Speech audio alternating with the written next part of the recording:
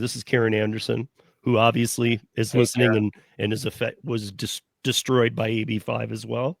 She said the portion of Prop 22 that wasn't upheld, and this is what we were talking about before we started, was the provision that the legislator can make a law allowing rideshare to collectively bargain, because that's the only thing the Flex Association asked for.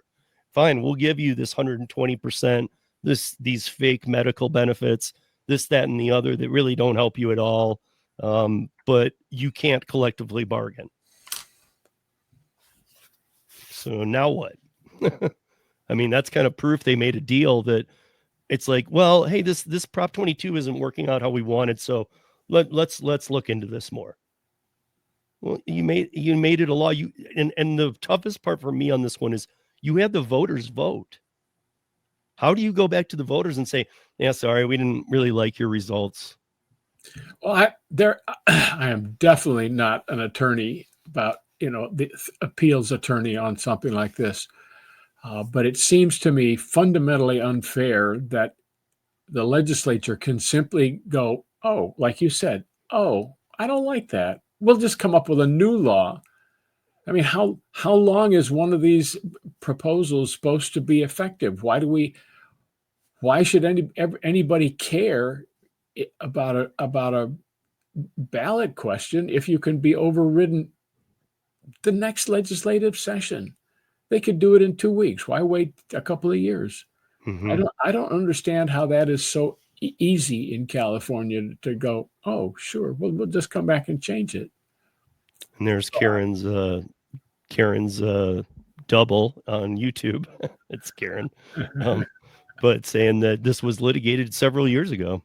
Yeah, which was Karen? I think she's talking about the whole Prop 22 thing. Yes, but they didn't. I don't think no one that I heard at the time was saying, well, the legislature could just come back. So this is just a wash. Doesn't matter. I don't think. No. Here we go. The provision of Prop 22 was not constitutional, but the drivers remain ICs. Okay. She said that, and I remember that's what was litigated. That's fine. We'll just go with it. Steve, what we are missing here is any proposal for the law that would be supported by independent contractors. Mm-hmm. And because notice it's the unions who are writing all the legislation. They're going to win one if they're the only people who write it. So, one of the answers to your questions is write up a provision in the law that it doesn't have to make sense. It just has to be clear. It's like, if I want to be an independent contractor, I can be. And I'm exaggerating for clarity, but you don't have to be a drafter. Tell people aloud what you'd like to see in the law. That changes the conversation.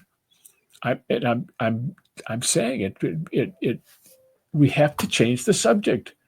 We can't keep doing this.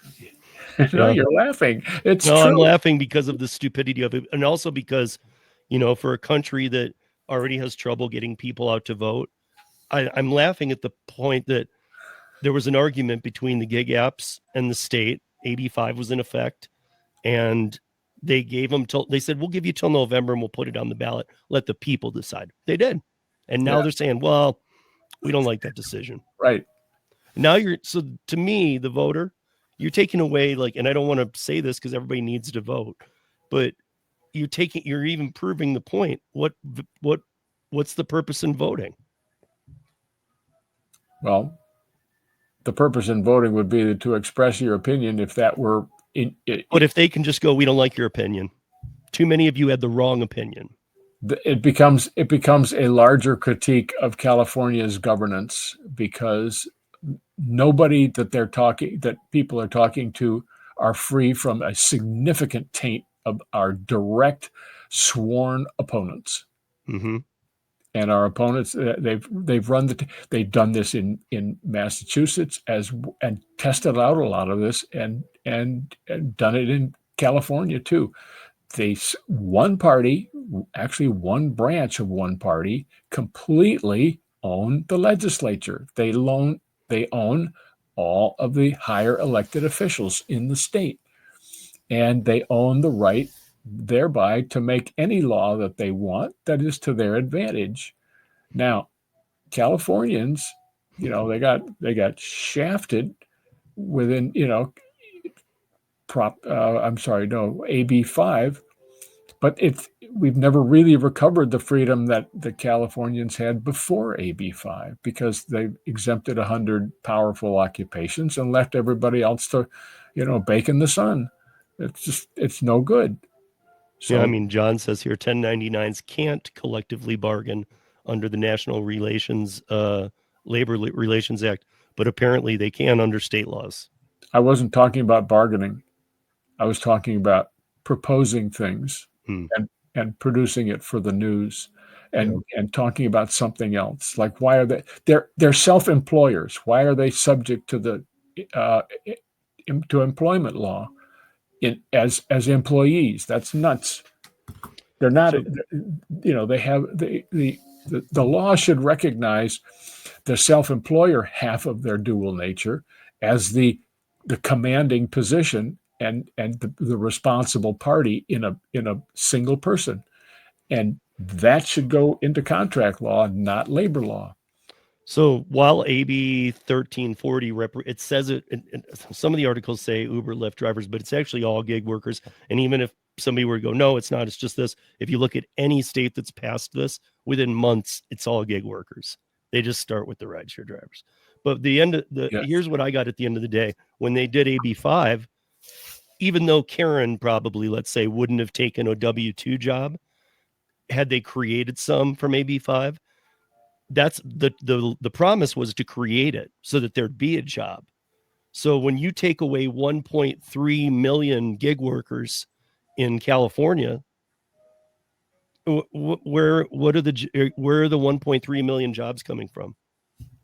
They disappear. That's what unionization does. Look at the coal miners. Right, but here's the thing: the gig and the unions know this. This is where I get really confused. This is a repeat of the Prop 22 battle, because the state knew they were going to leave. Uber and Lyft was unplugging. They were leaving. They'll just leave. Well, Uber and Lyft will probably be well advised to try unplugging, since they came close last time by threatening, but didn't quite get there. And well, the state folded. Yes. But my point is, they're not going to ever go, all right, we'll try this. They're not going to go with unions and W-2 model and and who's going to take a minimum wage job minus taxes, minus union dues to run their own car into the ground? Yeah, it won't. So, and the gig apps know this, and the gig apps won't participate, so they leave. So I'm not even talking about a minor disruption. I'm talking about one of the most major ones there could be. There will be all of the 1.34 million jobs or people working on gig apps won't have anywhere to go because they'll be gone. Correct. But what's your point? So I guess I'm wondering, I mean, like, somebody argued with me, look, they raised the minimum wage in California, so even fast food workers make more. Yeah, they did, but does everybody understand that they also have fully robotic fast food places now? We went to McDonald's in Washington State, which is another high wage state, because Seattle's rich and they can afford to legislate anything. And there were almost no visible staff members. It's all kiosks and tables to sit at. Well, I'm even talking about robots in the back. I've seen the operations where they do the work.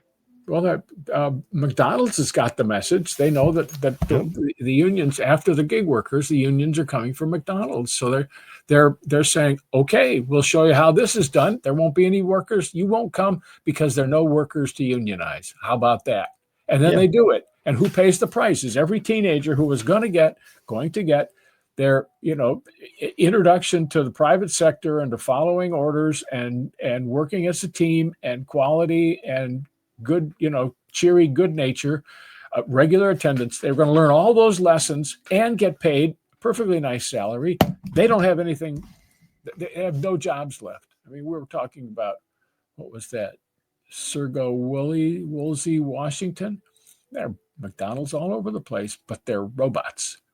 They're kiosks. So what is, I know you were just kind of just looking it over since I sent it to you yesterday, but what is your takeaway from AB 1340 that's 7 million words or pages or whatever?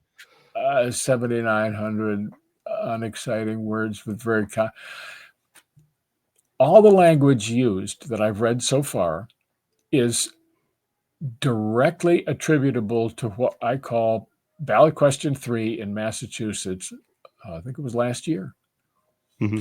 And it sets up these TNCs, and it sets up a cat's paw little union, and people can be in or out. It is the thing that just absolutely choked me is that they are insisting in the legislation that the apps hand over the current contact information of everybody who's driving more than 20 rides in 6 months or something over to the unions. Yep. And that means that every union in the country is by osmosis going to have access to your driver's personal access information. It will never stop.